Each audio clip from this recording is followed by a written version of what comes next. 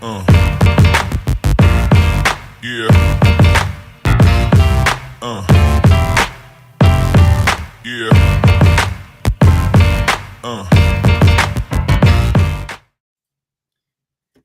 Hello, everyone, and welcome to another episode of the 2 Point Conversion on the Going for Two live network. Am I putting too much emphasis on the letter number two? I didn't do that. That's okay, because there's two of us here today. It's myself, Kyle Senra, and Courtney Burrows, aka Love Tractor 3. And Senra says, hello. How are you doing, Courtney? I'm doing great. How are you today, man? Awesome. It's start of the week, and what better way to start the week off with great conversation on the 2 point conversion. We're talking That's rookie right. drafts, and we're in the dead set of middle of rookie draft season right now. So lots to talk about. Yes, lots to talk about. Lots to talk about. How many drafts you done so far? 4, 5, 6, 7, 8.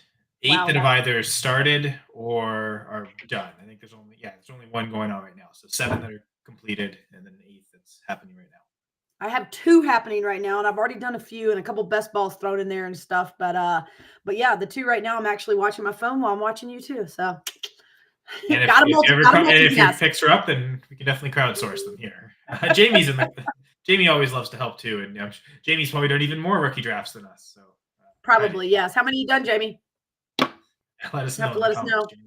Of course, anyone else listening, feel free to head over to the Going for Two Live YouTube page, or on Twitch, or on Facebook.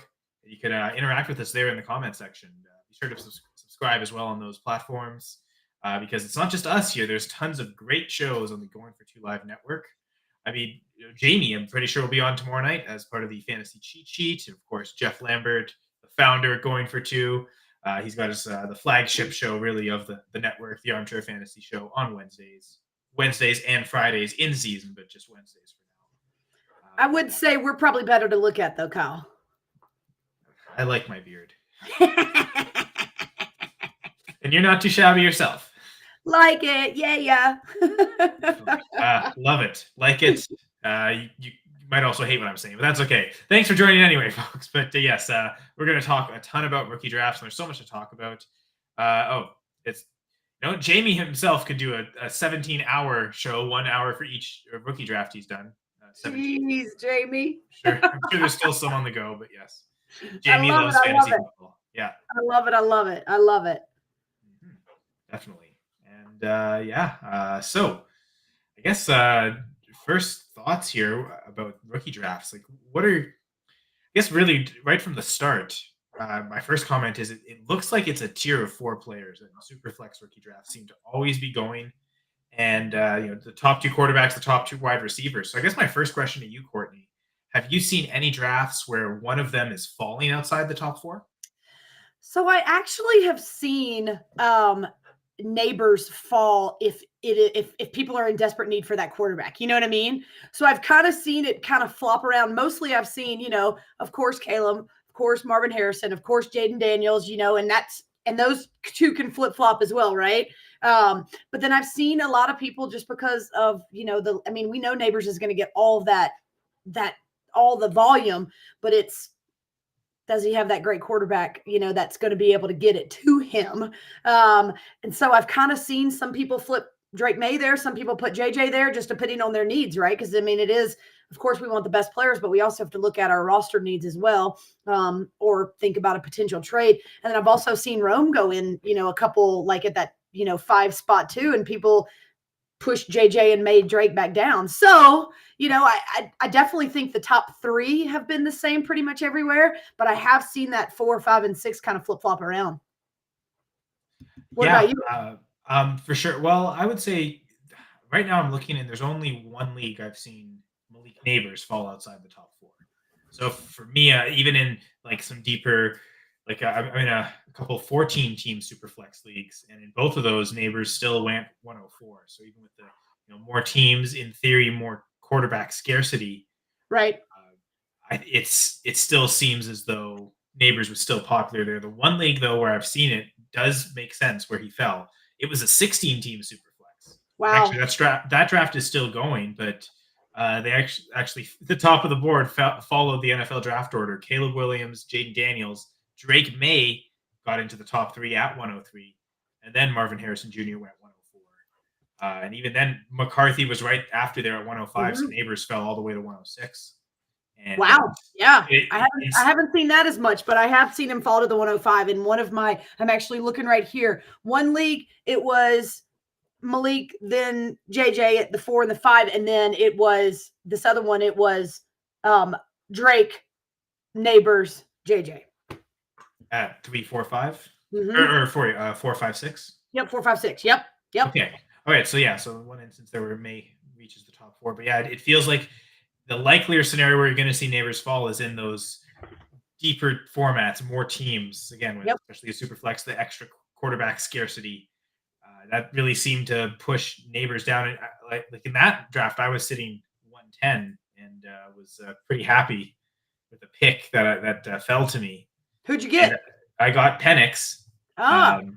And just knowing that, okay, especially seeing how that early draft played out. And the 104 waited for a while because it seems like it's Madman from Dynasty Trades HQ. So shout out to Jeremy. But Madman was really mad because it seemed like he wanted the QB really badly, but doesn't believe enough in McCarthy, Nix, or Penix to take them 104. And he's an Ohio State guy, so he kind of reluctantly drafted Marvin Harrison. But that was a league where the way it was looking, like, oh my god, our 4 quarterbacks are going off the bat. I only had Josh Allen, and all due respect to maybe a player you certainly like. I don't know how much you like him for fantasy, but Taysom Hill being my QB2 doesn't really give me confidence that I have a QB2 at all. So that doesn't even give me confidence, honey. So no, that was a smart move. Yeah.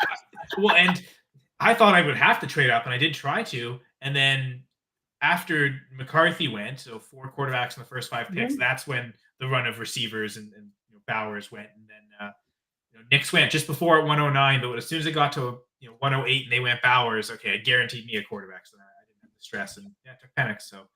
So far, I'd have to say is one of my 3 favorite picks I've made, just because of this. This is an orphan team I just took over, so it's like, okay, it's got Josh Allen, which is amazing. Right. I'll take it. Doesn't matter the rest of the team. I'll blindly take this team.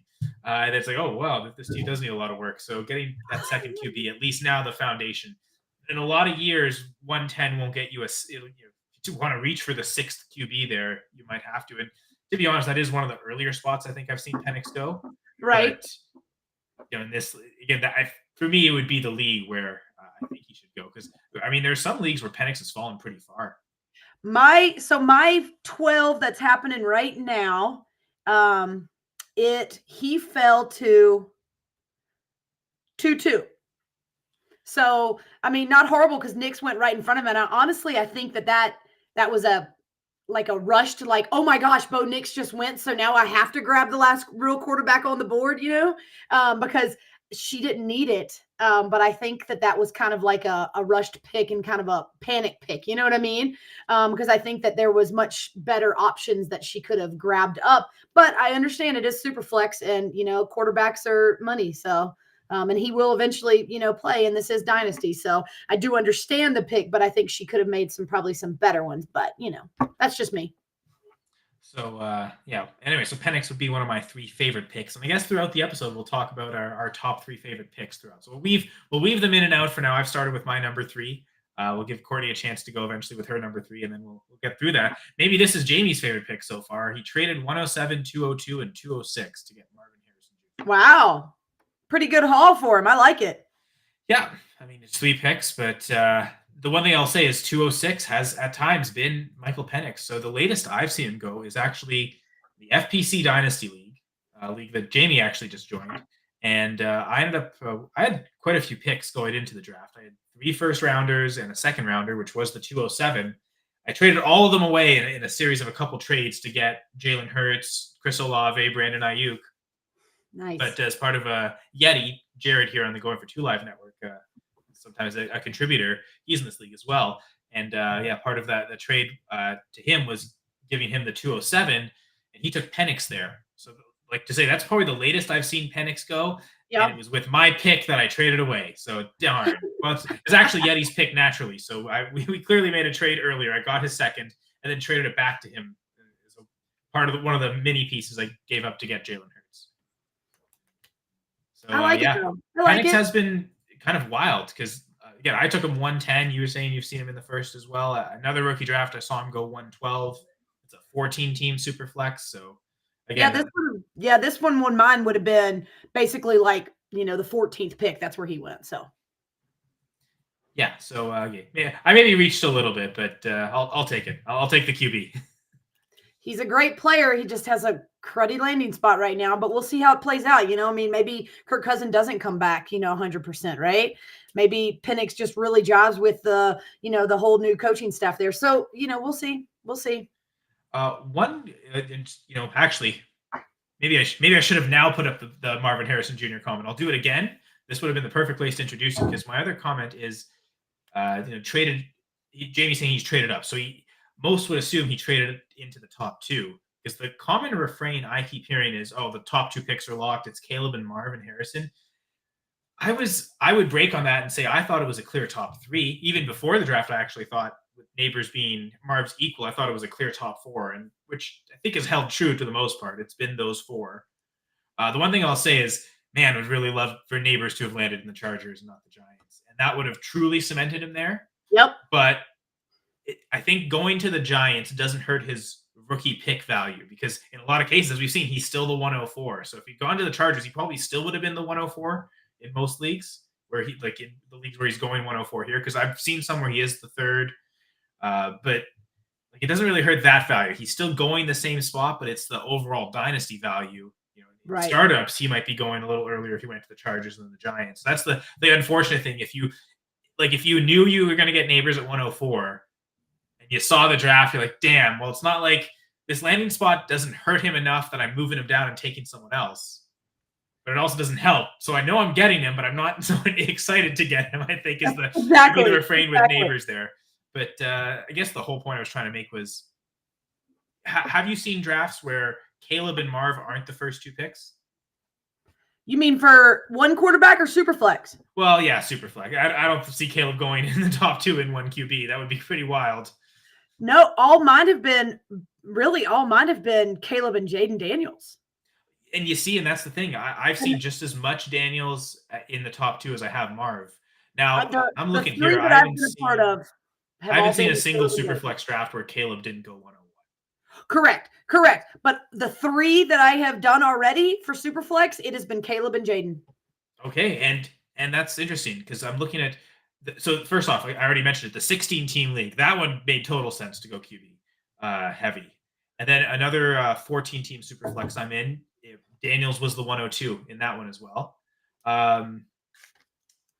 Yeah, so just looking here through, but I got to say, there's a 12-team league where Daniels went 102. And that was maybe surprising, but I still totally agree with the pick. I mean, I'm the guy arguing for Jaden Daniels at 101. I think he's got more upside than Caleb Williams and go right with there. But certainly, I think I could get the argument on Marv ahead of both those. So that's why I think it is a clear top three. It's interesting that no one's really saying it. Everyone's going Caleb, which is, I guess, those teams at the top maybe really need quarterbacks. And if they do, I can't blame them. Well, and you got to think, a lot of people lost Justin Fields. A lot of people lost. You got to think about those guys that they're replacing. That maybe that was, in a super flex, maybe they had, Goff, Daniel Jones and Justin Fields, right? And so basically at this point, you kind of have. If you were banking on Kirk Cousins, and now with Penix there, this really puts his value into question. Like, okay, how's his? Because when they drafted him, my very first instinct wasn't, "Oh my God, what a reach," which seemed like everyone's was. My first instinct was, "Is Cousins' injury worse than we think? Are they?" Now that they've signed him, they thought it was a great idea, like the resume, and like, yeah, we finally got a quarterback, and now they've got him in the building and they get the medicals. And I mean, they're signing him knowing his Achilles was ruptured. So it's like they knew he had the injury, but maybe they thought the timeline would look nicer. And maybe, they got in there and in the month between them signing him and the draft day, they were like, oh, maybe we're a little hesitant here. So my first thought was, is there a chance that Penix starts week 1 this year? I don't think it's a 0% chance. I never thought about that. I honestly just went with that the Falcons were being the weird Falcons. You know what I mean? Like, as a Saints fan, I totally get the divisional, like, oh my God, they must be idiots. Like, that's because, but you're right. I mean, he didn't go to all the, crazy holistic healers like Aaron Rodgers did. So maybe it's not ready. Well, but I mean, the timeline was working against him. Rodgers tore it, we know, 4 plays in, like as early as he probably Right. possibly could have. Cousins was right before the trade deadline, so it was like 2 months later. So, like, if Rodgers is ready to go week 1, maybe Cousins is like 2 months behind that. So Yeah. maybe Rodgers is ready to go training camp. So that does kind of still leave 2 months later. Maybe you're missing maybe a week or two, but in that week or two, if Penix comes out and already showing he's got a command of the offense and looks like he's ready to go, and he's your franchise quarterback you've just drafted, is there a world where they just stick with him and say, "Sorry, Cousins, like this is our guy. I know we signed you a lot of money, but enjoy your money." I don't know. I feel like it's not a 0% chance, but I do think that Cousins starts, and I think he probably plays a majority of the season. Yeah. Yeah, I think that's the likelier scenario. Yeah. I don't think it's a non-zero chance that Penix isn't there, but certainly I think as early as next year they could decide to move on from Cousins. I mean, the dead cap next year is not as bad as Russell Wilson's this year, so they can probably stomach that. And it's like, it's not the worst. We haven't done it twice because I'm pretty sure Matt Ryan used to be the largest dead cap hit ever, and it was the Falcons. And then of course Wilson broke it. They wouldn't want to break the record again. Okay, but at least the Wilson one is so bad that we can cut Cousins next year and it won't be so bad. But it does seem anyway. So enthusiasm about Penix, but I guess the whole point I was going to say was I want to shout out the original co-host of the 2-point conversion, Gladys, because back to that FPC Dynasty League talking about Yeti taking Penix 207. Gladys went Daniels 102, and it's a 12 team, so the added scarcity isn't there. I mean, she has Tua, and then Aiden O'Connell and Ryan Tannehill right behind. So it seemed like the need for a QB2 is pressing. Yep. I love Daniels, and I remember before I traded away the 101, I even talked with Gladys about the trade down, and she was, no, there's 2 players I'll take either of them. And it was essentially, I think at that point we still, it was before the NFL draft, we weren't entirely sure Daniels was going to be the 102.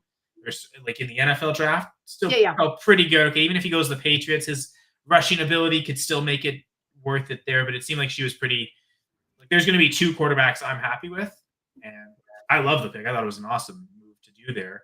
Again, even if it's not a 16-teamer or a 14-teamer with the extra scarcity, I still think just take Daniels, even though everyone's saying Marv should be a top 2 pick. I know it made Jamie happy. He had the 104, so it, like at that point basically guaranteed he got Neighbors. So Jamie was certainly. I really like Jaden Daniels too. I mean, even in our going for 2, thing, I was like, I 100% took him at the Commanders. And if I was the Bears, I could have thought about it too. You know what I mean? In our pre-draft show, I like Jaden Daniels a lot as well. So, but yeah, I mean, I guess if we're talking about our kind of favorite picks and how, Gladys took her favorite pick and stuff, I would have to say that I know it's kind of a train that everybody's talking about right now, but I got Tracy Taylor, running back for in the 4th at the 405. And I like it. I don't have a lot of running back depth in the league that I took him in. And I mean, seriously, he's got Devin Singletary, that's it really to jump, and he's a former wide receiver. He's a pretty darn good player. He's fast, good hands, could be that pass catching back. And so I liked it. I liked being able to pick him up there because I'm low on, running backs there. So I think that's something that he could definitely fall into being that running back, for a while, especially in the Dynasty. So I'm glad I got him there. And even if I think you said with the pass catcher role, he doesn't necessarily have to supplant Singletary. That could still be the guy that's starting. He can still get more of the touchdowns. But the James White satellite back role can be very productive. I know people have been talking about him right and left all over, X and all over everything else. But I was glad to sneak him in there before somebody else grabbed him up because I kind of think that he's been he's been rising because people are talking, just like Vidal's been rising. And so I'm excited that I got him there. Yeah, Tyrone Tracy for sure. Could definitely see opportunity. I mean, it's I like Eric Gray, kind of like Gary Brightwell. Deshaun Corbin, I thought was a good contact balance back. I don't think he does anything else all that well.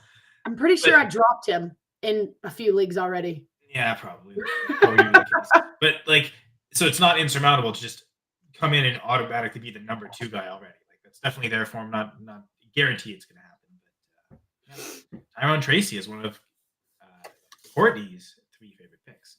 But Yeah, I guess with their so we talked a lot about the the quarterbacks especially, but really the top end of the draft. Were there any other like first round observations you have from like the anything after the 104 trends you see or something else you want to talk about? Well, I've been seeing a lot of flip flops on Lad. Like I've been seeing a lot of where he's going. He seems to be coming up a little bit. I feel like, it was one of those where I didn't think that like he's going before Kean Coleman in a couple leagues that I've seen. And I honestly, I know the opportunities there because they sold so many people off for the Chargers, but I think Kean Coleman's, I think he's the better play there. And I'm seeing Lad go. In one of the leagues, he went like at the 10, gosh, where'd he go? The 10, maybe 109, 10. Let me look real quick.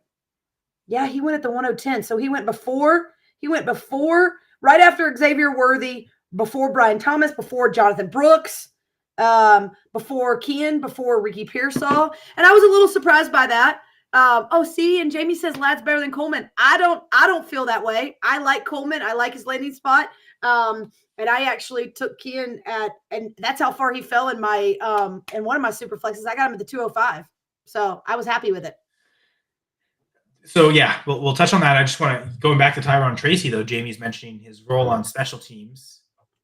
Unfortunately, if he gets stuck just on special teams, that's not really helping fantasy wise. But the ability of being on special teams means he's probably the safest lock almost on the Giants running back room to make the roster. Now he's not the safest lock to produce, but like he's at they just drafted him this year.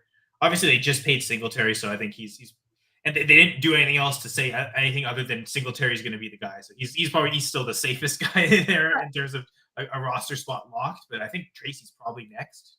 Yeah, I would agree with that. But so Jamie saying Lad better than Coleman. I guess he didn't love Coleman before, but he has raised him because to the early second from an early third pick. It's funny because basically you switch Lad and Coleman's name.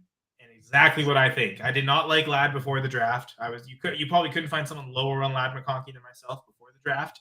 But the Chargers landing spot is so juicy that I've been forced to raise him up. But I liked Coleman before, and they both got great landing spots, both got second round capital. So I would go Coleman over Lad for the production profile. I think Jamie's going Lad over Coleman for first off the combine metrics, the athleticism. The one thing I've heard from a lot of film watching people on wide receivers is McConkey seems like he's a really good route runner, even though he ran a limited number of snaps, not necessarily a limited route tree in terms of the different types of routes, but just didn't run that many routes, which is why I don't like him because if you're not on the field, you're not producing. So. Well, and Coleman's got Kincaid that I think is going to have a second year, huge blowout with Josh Allen. But I don't know. I guess that's just that's why we do these rookie drafts is because and he says I like Brian Thomas over both. But that's the reason. That's the reason that we like these. Well, that's what I'm saying. And in this one, I saw it was Xavier, then it was Lad, right?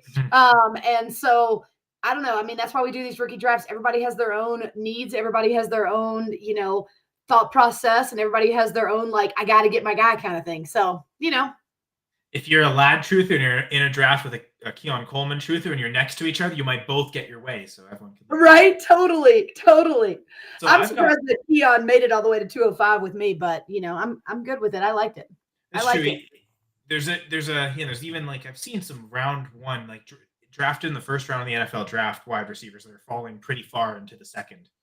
The one thing I want to say about McConkey, here I found it. So this is a 14-team super flex. McConkey went as the wide receiver 4 at the 110, which was a pick that me and my co-manager David had. That was our pick originally, and we traded it away. Basically, I think we threw in Gerald Everett in a sense just to get Mark Andrews. Gerald Everett in the 110 got Mark Andrews. It ended up being Lad McConkey. If we had stuck, we would have gone Xavier Worthy, which we were pretty. I haven't seen that happen other than this draft. McConkey going ahead of Worthy, but the only reason he was the 110 is because 5 QBs had gone up to that point. So again, 14 teamers. So and that's another league where Penix went in the first. So so that was the first. But yeah, I think to what you were saying earlier, McConkey at times will often be the one going right after Worthy, if not right after Thomas. But yeah, there's been some wild wide receiver value. I'm trying to see if I've seen a few like Coleman 204, but never at 205. So great value on Coleman at 205, Courtney.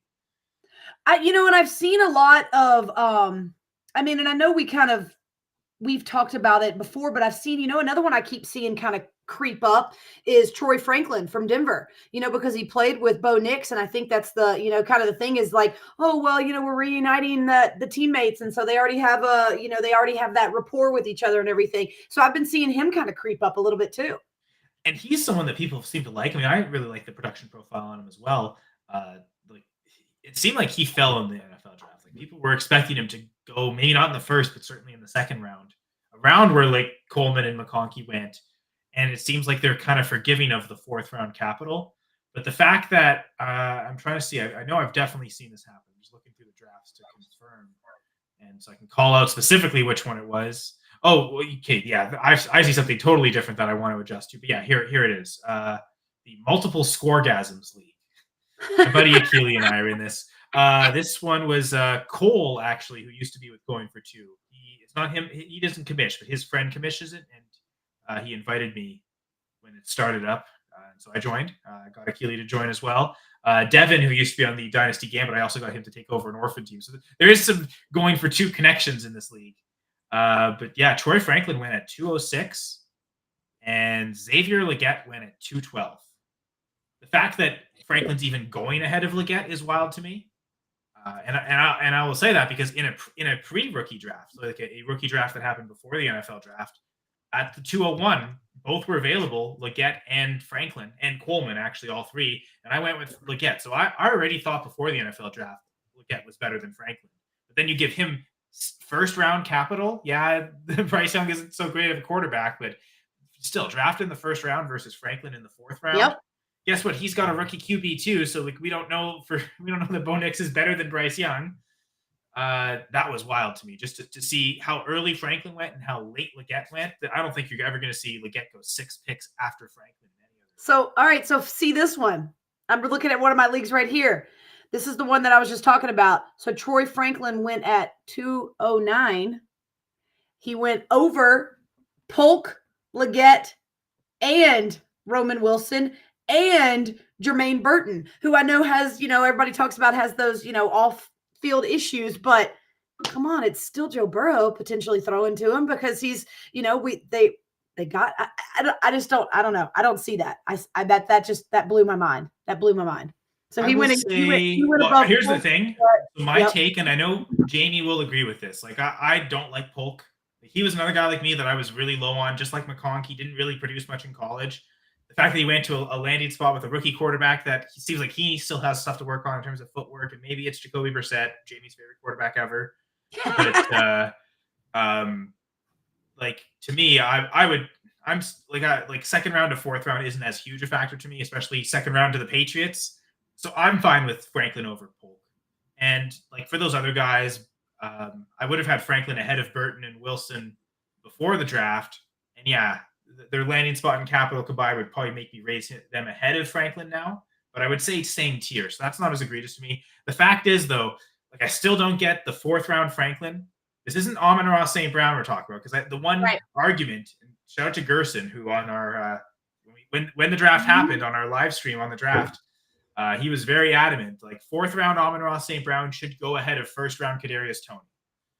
The thing is, Xavier Legette has a much better profile than Kadarius Toney, even if it is just a 1-year breakout. Yeah. Like how good Legette was last year puts his career average dominator rating, which is percentage of his team's yards and touchdowns, as well as his receiving yards per team pass attempt from last year. Those numbers are almost identical to Marvin Harrison Jr. So Legette's year last year was incredibly impressive, and if not for league neighbors, we would say it was arguably the best wide receiver performance in all of college football last year. So, like, Xavier Legette is not Kadarius Toney. This is a much better prospect than Kadarius Toney. So, yes, I get it. It worked then, but that was such an extreme to where Amon-Ra was so much better of a prospect than Toney. Again, before the draft, I thought Legette was better than Franklin. So, to me, there's no reason Franklin should be going ahead of Xavier Legette. Agreed. As you've just shown, it's not just happening. Now, 6 spots difference is pretty wild, but like people are doing it. And absolutely. You know, in the other league, he went at 304, and the other league I had him at going at 401. So it's just crazy how different people value different things, right? And maybe that person is just a huge Bo Nix fan. And is like, he's gonna get the ball out to him. FF Uncle Piff, Zach Linton joining. And again, someone else who podcasts the 5-Star Dynasty podcast, I think is what it's called. Hope I got that right, Zach. So much rookie stuff on the brain. My brain's kind of mush right now, but mine too. Gotta say, like again, shout out to people taking Jaden Daniels 102, which includes Zach in that 16-team league I was talking about earlier, Trades HQ1. No hesitation taking Daniels 102, and the fact that May went 103 clearly confirmed that was the right pick. They had Zach had 102, 105, 106. Got Jaden Daniels, JJ McCarthy, and Malik Neighbors. Not bad. Yeah, that's about as good as you can get leaving the draft, I think, like that. So yep. Well done. So what about and Brock Bowers at 108? Yeah. Wow, that's pretty good. What a haul, Zach. Great first round. So what have you seen? I know that this is definitely a weaker running back. You know, we know that for sure. Where have you been seeing everybody going? I mean, obviously Brooks is usually falling in that towards the end of that first round, and then Benson's usually in that, you know, give or take, depending on that first. I don't know. I'd probably say 5 or 6 picks in the second, right? But you know, I think my biggest thing that I've been looking at is Wright versus Lloyd. And I know I talked to you about this earlier and stuff, that where they're, you know, if it's Wright, Lloyd, or Corum, where they're going right there, you know, and it's changing everywhere that I'm seeing it. For sure. Like I'm seeing like Corum, especially, I think he seems to have the most wide range of prices. I'm seeing Corum in one league go 203, and it's just a 12 team. So it was the 15th pick overall, was the RB2. So he went even ahead of Trey Benson. But then I'm looking in another 12-team league, he was the 303. He was a full round later. And he went off as the RB5. So it seems like people are either people are either on like seemingly my side, which is, Kyron was so good last year, Corum's not going to overtake him. Like not even just overtake him this year. Like Kyron is the dude until they decide to either move on from him, or if he gets a second contract, Corum's kind of screwed. Or there's people like Jamie, I think Jamie said this. Yeah, because Mr. Athletic Profile, right? He hates Kyron Williams. He thinks Corum's the RB1 right off the bat. And I think that's why you're seeing such a disparity in these prices.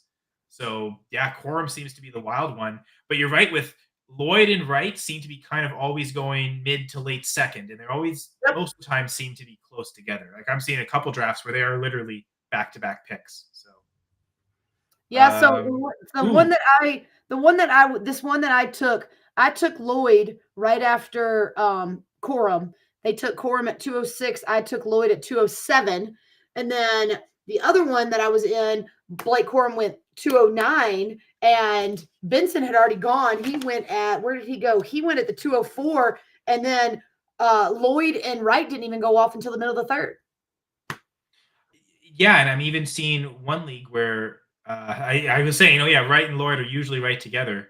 I'm seeing one league where that wasn't the case. Wright went 207, and Lloyd went 308. So over a full round later. So now, and that's another example where Lloyd didn't go off as a top 5 RB. He went off as the RB7. Bucky Irving and your favorite pick, Tyrone Tracy. In this case, maybe not as good a value, went 306. So you getting him at 4. You said 405. 405. That's the value we should be going. Like I wasn't great. I really wasn't high on, a little bit like Ladd McConkey. I was not high on Marshawn Lloyd before the NFL draft. And part of it is production. There's no way I would take Tyrone Tracy ahead of Marshawn Lloyd. That one's pretty wild to me at 306. So that's. But yeah, for the most part, Lloyd isn't falling out of the second round. Same with Wright. They seem to, again, usually mid to late second picks. Benson, I find, I even noticed a draft. Benson went in the first round. He went 112. This is the same draft where I took Penix. So literally, at that point, not a single running back had gone. I took Penix 110, and then Brooks went 111, Benson immediately at 112. So Madman, who needed quarterbacks, I guess at that point, I took Penix. He wasn't going to get another quarterback there, but went Marvin and Trey Benson. Pretty mad picks there, I got to say. They are, but I mean, and it's, you always push Dynasty. You always like, oh, the wide receivers are going to last longer, but I mean, I could see it if he had no one, because it's really, I mean, James Conner did great last year, but James Conner is also very prone to injury. And so, I don't know his roster, but I don't think it's a horrible pick, but I definitely think that I probably wouldn't have done it, but So a few things from Jamie. He's saying he'll talk Kyron tomorrow and all the hatred Cool. for Kyron tomorrow. Talk about how he's unathletic, he has late draft capital, and that's it. That's probably his whole argument. And I'll just say he produced a lot. There's numbers. So yes, the never-ending debate. I love Jamie. Woo-hoo. Everybody watch that. Jamie and now are going to have a Kyron Williams rivalry this year. Kyron Williams, Blake Corum. I love it. There's got to be some type of thing Jamie and I got to do for that. And he's saying Marshawn Lloyd's going in the early third in most of his. So I guess I'm in a lot of leagues where people really like Marshawn Lloyd. I feel like he's someone, maybe even like Corum. Some might even say, I think it's harder to say that with Josh Jacobs, but the same argument as Benson. You were saying James Conner could get injured really easily, but even if Conner plays the full season this year, pretty sure it's the last year of his contract. So even if he does well, they could still decide to move on and not pay him and just go fully with Benson. So the idea that Benson is the workhorse back in Arizona next year, I think it's certainly feasible. I like him as the RB2 in the class. That's what Jamie's saying. I also think the people can make that same argument for Marshawn Lloyd. AJ Dillon will be a free agent next year. Josh Jacobs, most of the guarantees in this contract are this year, so they can cut him next year pretty easily. And so even Lloyd could do that as well. But yes, and that's the one thing I've heard some people say, like Benson is the RB1 over Brooks. But I guess it's just not the people in my league that believe it, because I haven't actually seen him go. Like to me, in every rookie draft I've been in, Brooks has been the RB1. Correct. I'm looking through and I haven't seen him not go as the RB1. I'm trying to even see if he even falls out of the first round. So there's a league I'm in with, we start one per position and then 6 flex spots and a super flex. So 5 flex spots and 1 super flex. There's half a point per first down, half a point per reception. There's a tight end premium in that league where, you only have to start 1 at each position. So only 1 running back each week. Maybe there's less need for depth. He fell out of the first round, but he still went 201. So Brooks, and I think it takes like an extreme example like that where you only have to start 1 running back. Right. That's the league. That's, again, even then he just fell out of the first round to say he did it as going as the 201. I'm taking Brooks over Benson every time too. Same. I haven't drafted either yet, so I just haven't been picking. Again, the one spot where I could have taken Brooks feasibly was, I need a QB, so I'm taking Penix. But yeah. I think I've gone in on the receivers, I suppose. Right. Even then, I find myself just trading out of these picks more often than not. So there's a lot of rookies I still haven't drafted yet. But so far, I got to say, I want to actually circle back. I really should have done this earlier when we were talking about it. Would have made a natural pick. But I guess we're continuing the countdown of our favorite picks so far. And my second favorite pick that I made is so far my most drafted rookie. It's Xavier Legette. And again, talk about the great value. Now, I didn't get him at 212. So whoever got him at 212 in that one league I'm in, that person must love it more. But I got him. It's actually, we're going to flip the script here and talk 1 QB. I guess maybe after this, we could, if you have any 1 QB observations, we can head into that. There's the transition point.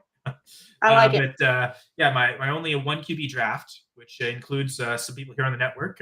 Speak on it, guys. Losty Mix, Danny Ocean. D is the one who commissions the league, but they often talk about this on Speak on It, which will be alternating every Tuesday. So as Jamie mentioned, we'll talk Kyron tomorrow night on the cheat sheet. Actually, I think Speak on It is taking a bit of a break for the next 2-3 weeks. So they'll eventually return, talk lots of Dynasty. But yeah, this is a fun 10-team league, 1 QB. And before the draft, I had the 203. Okay. That was it. That was my only pick. And I ended up I think it was maybe a week before the draft, trading down from the 203 to the 206 in order to go from Jackson Smith and Jigba to Jordan Addison. And last year in the rookie draft at 103, I took JSN over Addison. So I I had to move down 3 picks this year to sort of quote unquote make up for that mistake and go with Jordan Addison. So I should have done what Gladys did last year. She was drafting Addison ahead of JSN in rookie drafts. So that was the smarter thing to do. I didn't do it, but all happy, joy, rejoiceness. That was a bunch of words that didn't make sense. But what maybe made tons of sense for me to make the trade was that the player I wanted to take at 203, it ended up being Trey Benson that went, but the guy I wanted was still the first round receiver who I had as wide receiver 5 before the draft, Xavier Legette. And he was still there at 206. So I felt like I didn't even really give up anything. I just literally swapped JSN for Addison. Still got the guy I would have taken at 203 and got Xavier Legette at 206. And I think just the extrinsic value of the trade surrounding the pick makes this my favorite pick so far. It's not necessarily huge value on Xavier Legette. In that same draft, Ricky Pearsall went in the 3rd round. And so again, we're talking about a round 1 drafted NFL wide receiver in the 3rd round of a 1 QB league is nuts. And I agree. In order to diversify my portfolio, maybe I could have taken Pearsall at 206, but I like Legette enough more that, okay, I'll get that second share of him. And so far, my second favorite pick of the draft here in the 206 of a 1 QB league is Xavier Legette. But I know you mentioned to me before the show you had a 1 QB rookie draft as well. Yes, I'm actually in it right now, and it hasn't gotten to me yet. But I have the 107, and it is a 1 QB, and I'm good on quarterbacks, and so that's not something I'm even potentially looking at. You're hoping someone loves Caleb enough to take him ahead of you, and that way that's one extra player following to you.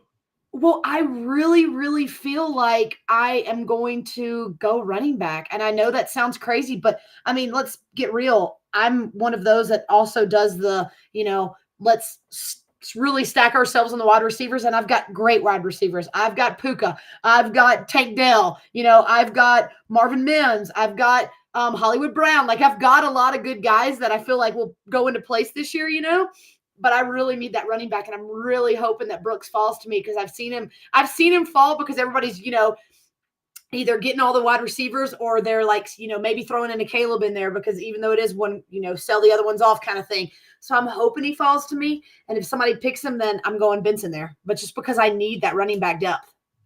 The one thing I will say about the caveat I didn't add about this 1 QB league is that we will be transitioning to a super flex. But that change is only happening in 2027.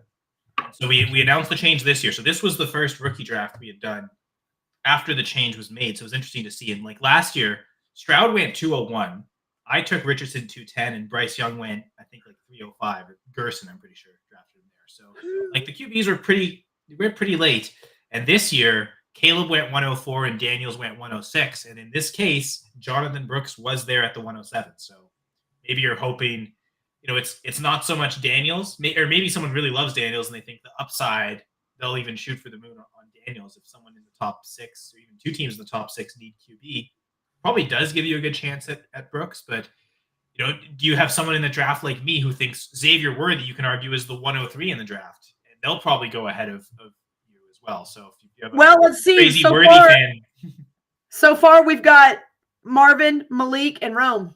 So, and we're at the 104 right now. And Jamie, rude. I love Puka and I love Dell. Okay. I also have, sorry, those were just the first ones that popped up because I got a lot of leagues in my brain. I also have Brandon Ayuk.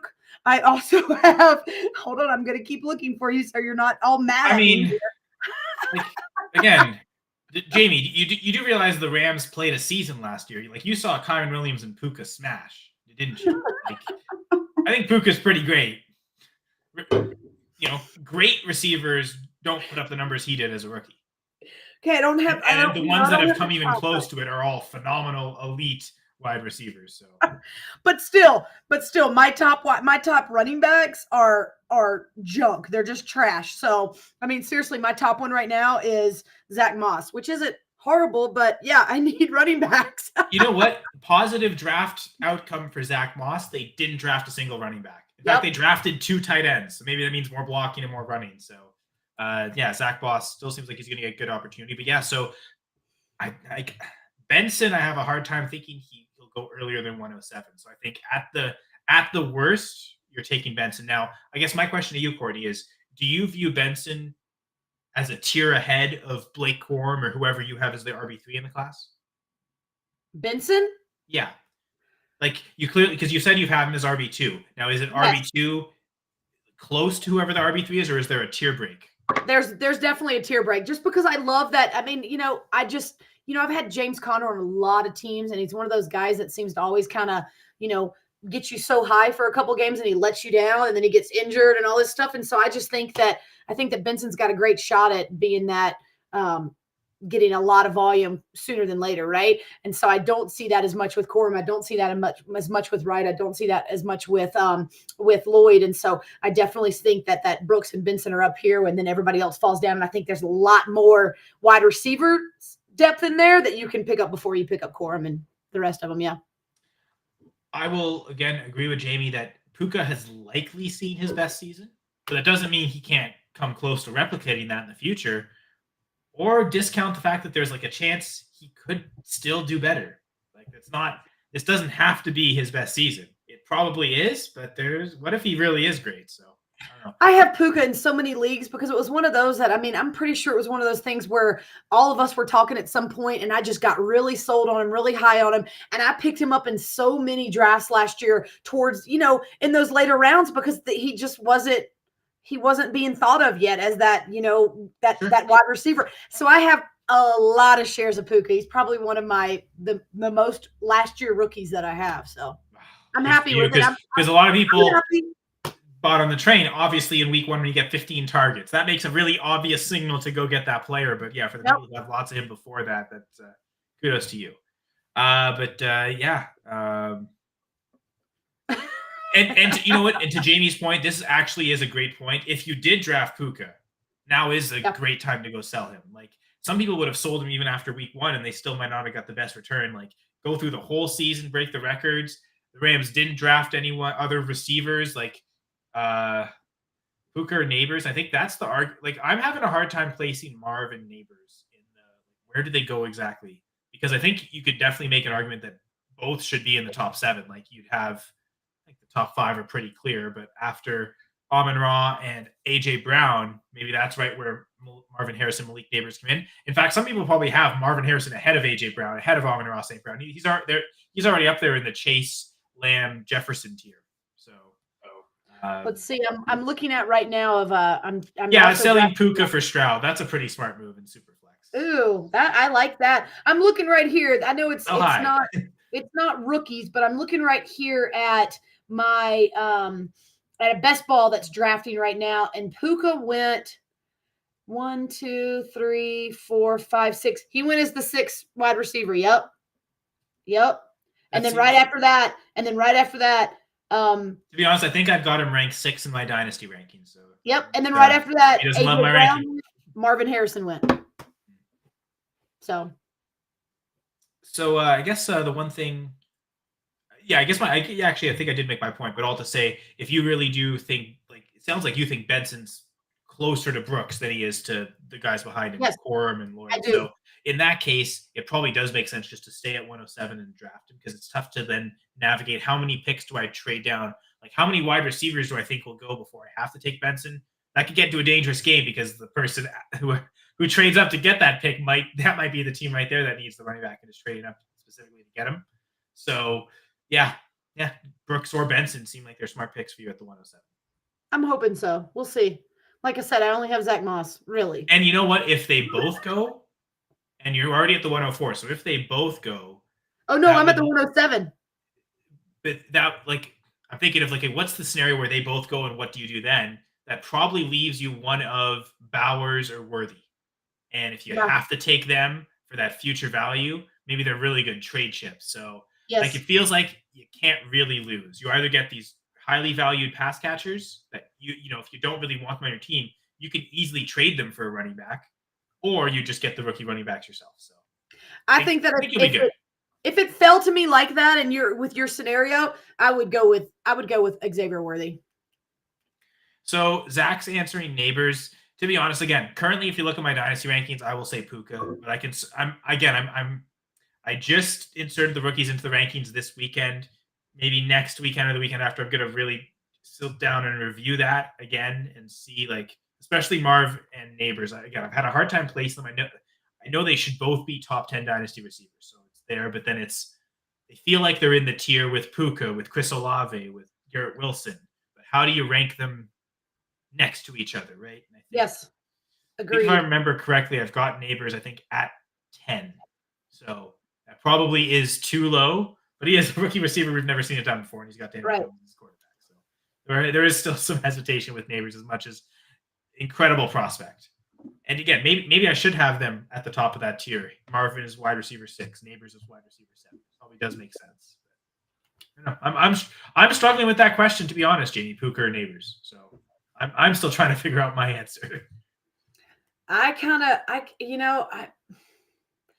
It's a hard thing too. I think I'm going to go with Puka. I really do. And I know that they say, sophomore slump and all that, but the kid balled out and I could see him doing it again. And so I think that I would, but it's close, but I think I'm going with Puka at this point. Now that might change after we see, potentially see some, some rookie camps this summer and things like that, and just keep seeing all the teams. Hype videos. But I'm going right now. I'm going with Puka. Yeah, so Jamie has Marvin Harrison at 5, Neighbors at 9 in his dynasty rankings. And honestly, you could check out our staff dynasty rankings at goingfor2.com. There's a whole dynasty ranking section there. See the aggregate ranking, individual people's rankings as well. Jamie's among that. So I guess time for your number 2 favorite draft pick, Courtney.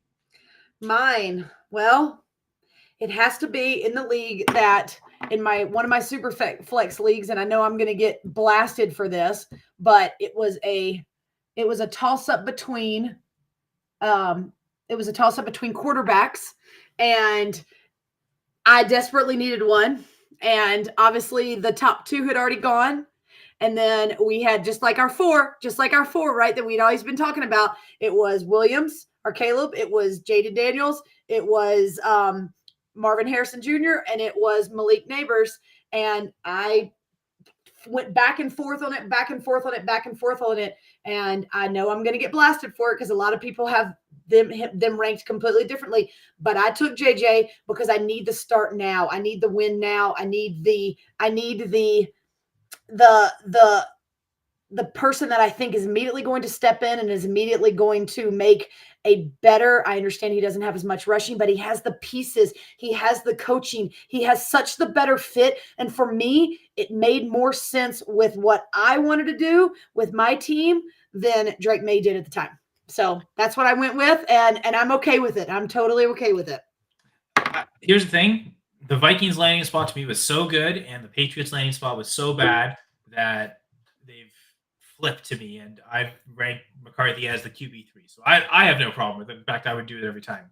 So the more I get into it, the more I really think the top 4 QBs should be viewed as I know I'm laughing too. So you went with Sam Darnold? I mean, if the Vikings do that, they're more incompetent than we thought, aren't they?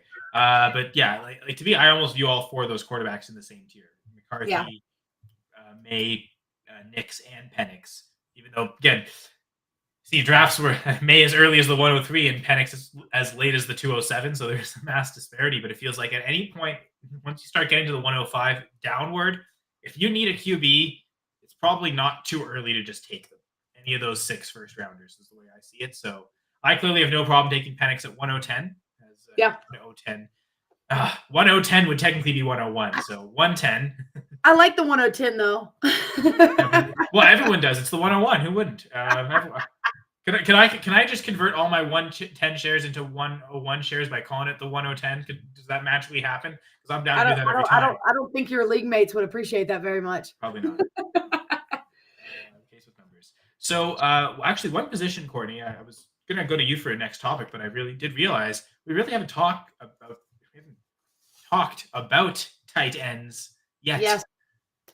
Is that time? I'll stop eventually. But Bowers clearly going in the first round. What's the earliest you've seen Bowers go? I'd probably say the about where he's going is at like 107, 108, depending on if it's tight end premium or not. Yeah, I've had him 108, 109 is where I'm seeing him go. Yeah. Actually, my favorite league, because it's a salary cap contract league on Reality Sports Online. Fun. And this league I've been in, it's my oldest Dynasty league. So it's been going since 2015. I definitely remember speaking of rookie drafts, our first rookie draft, Nelson Aguilar, my first ever Dynasty pick. Because with Reality Sports Online's platform, you have to do the rookie draft before you do the free agent auction startup.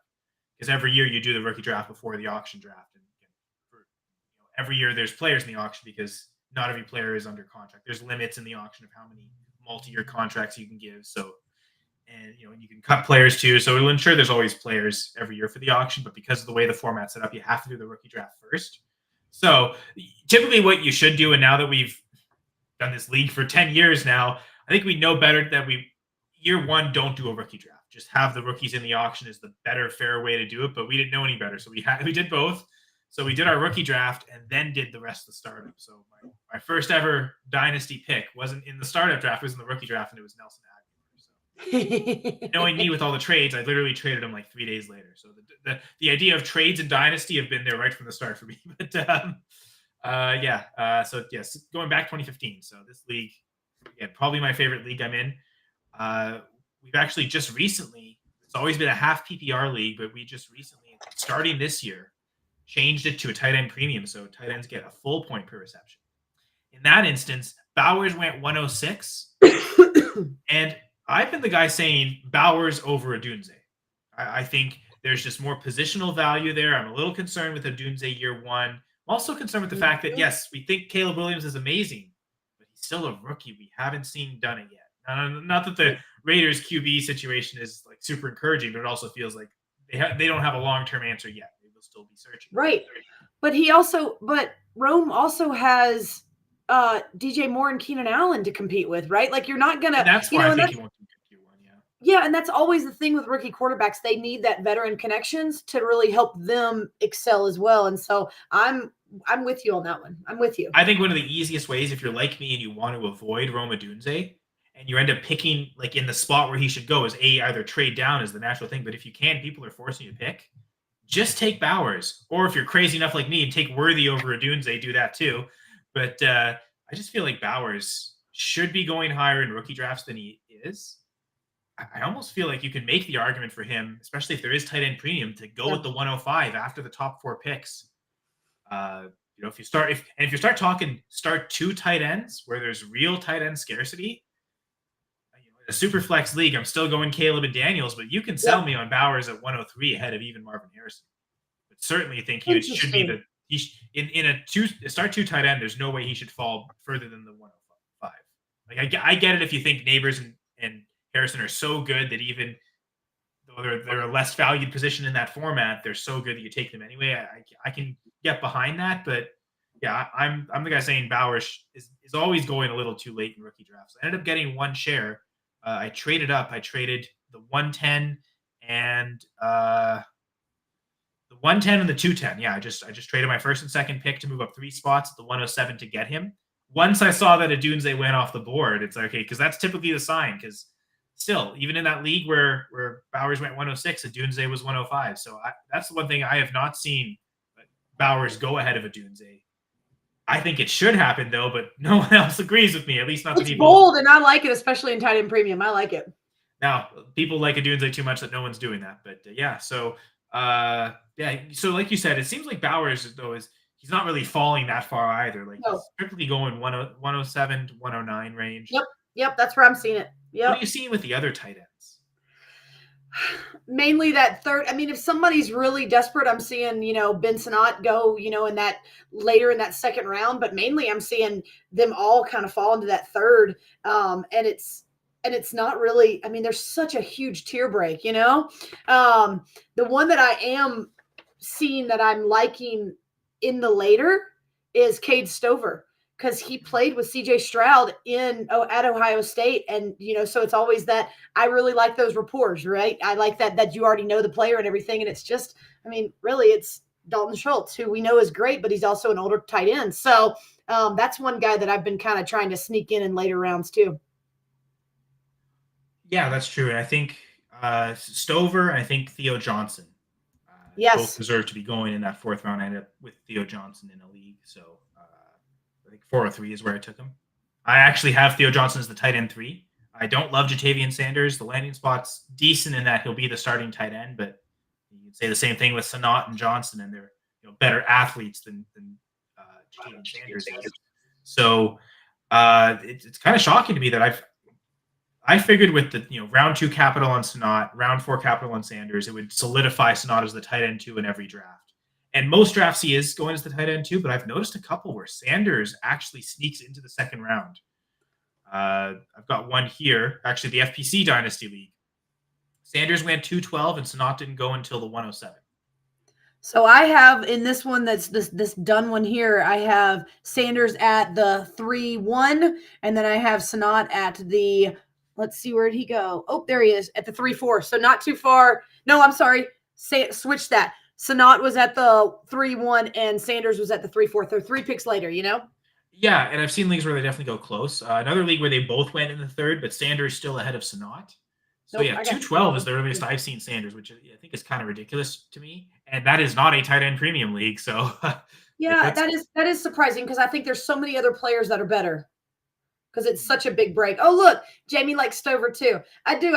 I'm a big fan of you already know the player. You already know how he's going to play kind of thing, So the earliest I've seen Sanat is in a 14-team Superflex tight end premium. He went as the 208.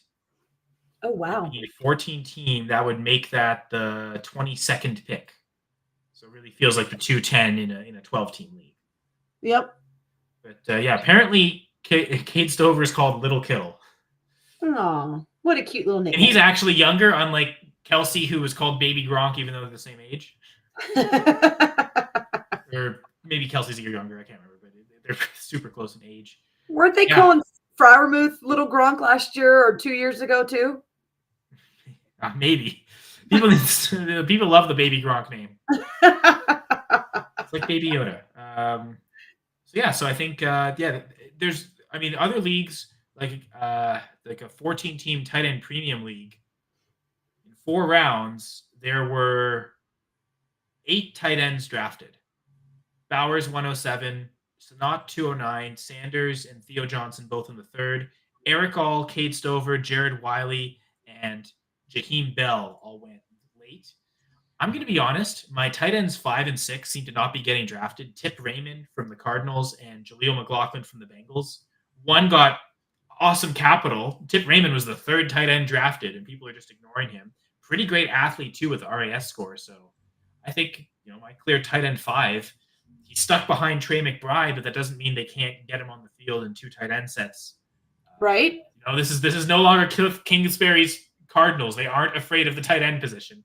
And their wide receiver core outside of Marvin Harrison really isn't that great. Like Michael Wilson, Zay Jones battling for the wide receiver 2 spot, maybe Greg Dortch as well. Like the idea they could use 2 tight ends is definitely there. So if you want to get undrafted tight ends, Tip Raymond and Jaleel McLaughlin from the Bengals, he's got an incredible RAS score as well. And just knowing the Bengals have invested heavy in Drew Sample, who's still on the team with a big, massive extension. They never throw him the ball because he's just out there to block. Uh-huh. They draft Eric All with that same idea in mind. So we keep seeing Eric All getting drafted, and I think I like Jaleel Tanner. Sorry, I keep saying Jaleel. Tanner McLaughlin. Tanner McLaughlin is the Bengals tight end, 6th rounder this year. I've got him as the tight end 6 ahead of Eric All. So I think both can be got basically for free. So I think if you want 3 tight ends after the draft, Chip Raymond and Tanner McLaughlin are definitely 2 options. So see, I like that you just said that because in this draft that is already done, Eric All went in the middle of the 5th round, and McLaughlin's still sitting out there. Waivers haven't opened yet, but he's still sitting out there. He was not drafted. So yeah, good call. If you want to sit on a tight end, put him on the practice squad, see what he develops. It's a great team in theory to have a tight end on. And yeah, we'll find out what happens there. That's taxi squad, baby. I like it. I love stashing tight ends because they do take so much time to mature. So if you're going to pick up tight ends off the free agent wire, or you can take a Theo Johnson, just throw him on the taxi squad and see what happens. Well, so we've got to see Theo Johnson go. I mean, I've been seeing him go in end of the third, sometimes middle of the fourth, but he's not out there in any of the leagues that I'm in. No, he'll be drafted in most leagues. I think for sure that he's not always going as the fourth tight end, but he's doing often enough that even if he's not the fourth tight end, you still expect him to get drafted at some point. Yep. Yeah. Agreed. Still like him too, though. I think he's definitely, again, he's my tight end 3 in the class. So I still think Jatavian Sanders is a bit of a reach. Anytime he's going ahead of Theo Johnson. And I believe, like, I have not seen Johnson go ahead of Sanders at all. It's the same. It's the Bowers Odunze thing all over again. But Courtney, did you do your number 2 favorite pick so far? I did. Keon, he was my number 1. Oh. JJ was my second. And then Tyrone Tracy. So you've done all 3. Okay, sorry, I missed. Right. Okay, yeah. Sure.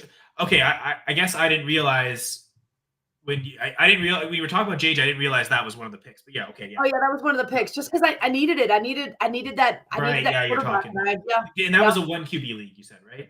No, that's in a super flex. Oh, my leagues are. I mean, my quarterbacks are Deshaun Watson and then Trevor Lawrence, and then I've got freaking Zach Wilson and Drew Lock. I mean, I needed it, you know? And yeah, again, I like McCarthy over May too, and that was the other thing you mentioned. Do you remember exactly what pick you took him at? Sorry. Yeah, 105. 105. Yeah, that's where I have him ranked in my super flex rankings as well. Again, to me, the guy, if you're not going to take McCarthy, is just to go Bowers and get that difference maker that you can kind of use to trade for whatever. But yeah, if you're sold on the quarterback, I think McCarthy was the perfect. Well, and I also have Fields in that one. So it's like these quarterbacks aren't, except for Watson, who we know from last year, and Trevor Lawrence. I mean, in reality, you got to think it's Trevor Lawrence that is the only for sure that I got there, so. Yeah. Oh, first off, Jamie, again, I'm knowing it's Mr. Athletic Profile Jamie. I bet all these 5 tight ends on his taxi squad all have at least their RAS score starts with a 9. There's enough of them out there. So I'll share my favorite pick now, I guess. I've kind of done my number 2 and number 3 pick. But his favorite pick is Roman Wilson. It's also his most common pick. He has 12 out of 17 shares. Wow. Well over 50%.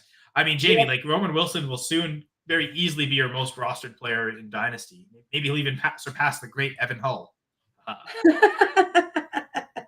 love Evan Hull. That wasn't even a joke. But my number 1 pick, to the same idea as Courtney, needing a quarterback in a super flex league. Now, this is a 10-team super flex. I've already referenced this draft, actually. It's my oldest Dynasty league, the Money Ballers draft on the Reality Sports Online platform. So, man, this league, I have not won this league. It's my oldest Dynasty league, and I have not won it ever. So, the idea, I want the high upside. I want that chance at winning. And going into, honestly, even before the draft, I think 2 weeks before the NFL draft, my QB room was Justin Fields, Mac Jones, and Gardner Minshew. Those were the only quarterbacks I had. Now, because of the auction, there were a few free agent quarterbacks available, like Kirk Cousins, Derek Carr, Geno Smith, Baker Mayfield. I think those were the big 4 of quarterbacks that were available. So even if you don't get any in the rookie draft, you could still maybe win one in the auction, but that's not a guarantee. It's all about who's bidding and who's got the money. So potential quarterbacks, but still, not a great feeling when, man, really hope Gardner Minshew starts all year so I have a QB. Right, exactly, yes. Or Fields takes over almost immediately. So I ended up trading my 25 second for Russell Wilson just to solidify. I've got the Steelers starter, but it still felt okay. That counts as 1 starter on 2 roster spots. So sitting with my 104, and honestly, my second round pick this year, I had traded away last year to get Gardner Minshew. So, cheap quarterback contract. And last year when Fields got hurt, I really needed that QB. So felt that the second was well invested. Sure enough, I could have taken Penix or Bo Nix at the second. So that was really not a smart trade to make. But still, without it, I kind of put a ton of pressure. Okay, I have to take QB at 104. I was trying to trade up to honestly get to the 102 to just take Jaden Daniels, because as I've been saying, I'd even take him 101. But sure enough, without even having to move, it fell to me perfectly. Marvin Harrison went. Caleb Williams went to 101. The guy at 102 was maybe interested in trading, but it seems like he really wanted Marv. Like if the 101 took Marv and he felt like I could still get a quarterback 104, he might have considered the trade down. But he was sold on Marv. And then the guy who had the 101 also had the 103.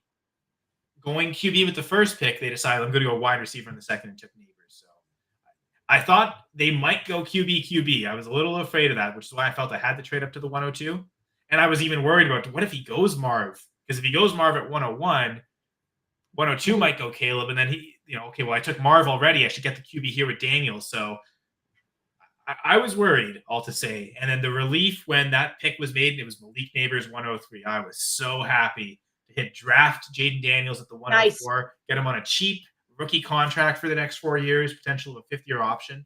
Oh, and yeah, after the draft, I traded Justin Jefferson for Jalen Hurts. So suddenly the QB room of Fields, Mac Jones, and Minshew has also added Russell Wilson, Jaden Daniels, and Jalen Hurts. So if I like it. I like it a lot. Hurts on a expensive 4-year contract, clearly the free agent dollars, like in real life, but 4 years of Jalen and Jaden, like that helped me dominate from the QB spot. And I can now, I didn't have to focus on QB in the auction, for instance. I can focus on other spots. Right. So, it cost me Justin Jefferson, not cheap, but my receiver room is a lot better than my QB room. So a lot better than Jamie's thought of my Puka and Dale and Ayuk, but what else? Okay, so Jamie looks like he has a question here. Last pick in a 5th round, Rasheen Ali or Blake Watson? I'm going Ali. The guy that was drafted, and on a Ravens team that traditionally has loved to run the football. So, I don't think he'll be the number 2 running back this year. I think I like Justice Hill more than most people do. So I see him as, he's a pretty good number 2. Most people hate him though. I think there's some long-term viability of Ali potentially being able to break through. I mean, I think Keaton Mitchell is a better running back than Rasheen Ali, but with Mitchell's injury and the fact that Ali actually got drafted, Mitchell was not drafted, does lead to think maybe the Ravens like Ali more. So I love Blake Watson. He was my RB1 before the draft, but to not even get drafted in the NFL draft, that hurt my heart, first off. It's also kind of really hurt where I've had him ranked. He's not the RB1 anymore in this rookie class. I can guarantee that. I don't have him ranked there, but yeah, I like Watson more than some running backs that were drafted, but Ali is just high enough that I think I would also stick with Ali. Let us know what you do, Jamie. For sure. We were really happy with this whole episode, Courtney, but certainly happy with specific picks. Tyrone Tracy at 405. You got Keon Coleman. You said it was 203, if I remember correctly. No, 205. 205. All right. So the 5s working out great for you.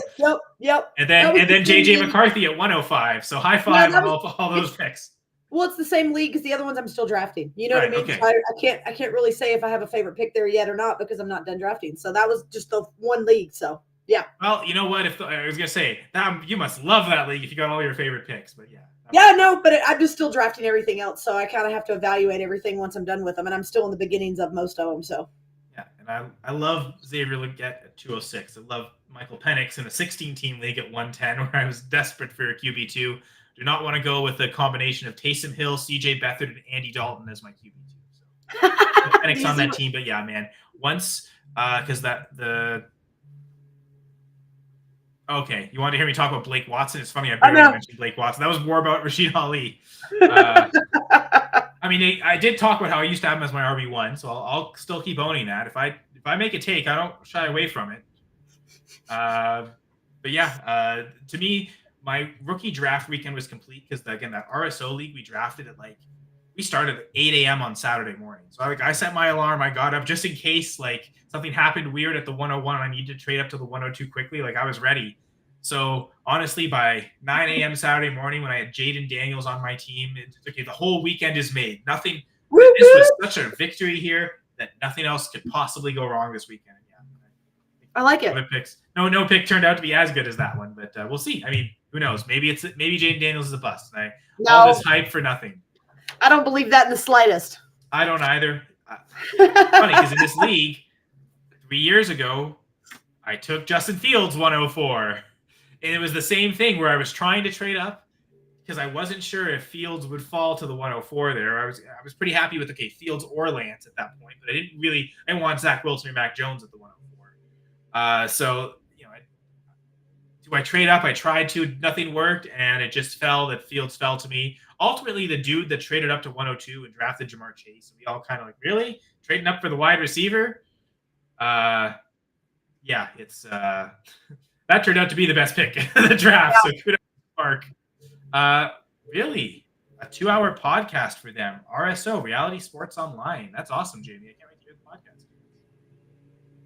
Let me know. Let me know where that is, because yeah, I'll listen to anything Reality Sports Online, and hopefully I'll love listening to everything rookie drafts, because we've gone well over an hour talking about it. So thanks, Courtney. Absolutely, I enjoyed it like always. Certainly enjoyed interacting with Jamie and with Zach. Looking forward to now being league mates with Zach too. So in this Trades HQ league, but that draft is going. Oh yeah, we've had a few second round picks made. We're almost done the second round. Almost at 216. Or we are at 216. But yes, it's been super fun. Courtney, RPO, yeah, RPO, not RSO. I mean, you can still tell me anyway. I love listening to you, Jamie. So yeah, we still want to listen to it. But yeah, certainly again enjoy everyone listening to us here. Courtney's at Louvre Tractor 3. Say it like that. That's a love tractor. I know. I say it like that so people know how to spell it, even though it probably doesn't help with the spelling. But yeah, LUV Tractor 3. And I'm at Senra Says, as sounds like it says SENRA.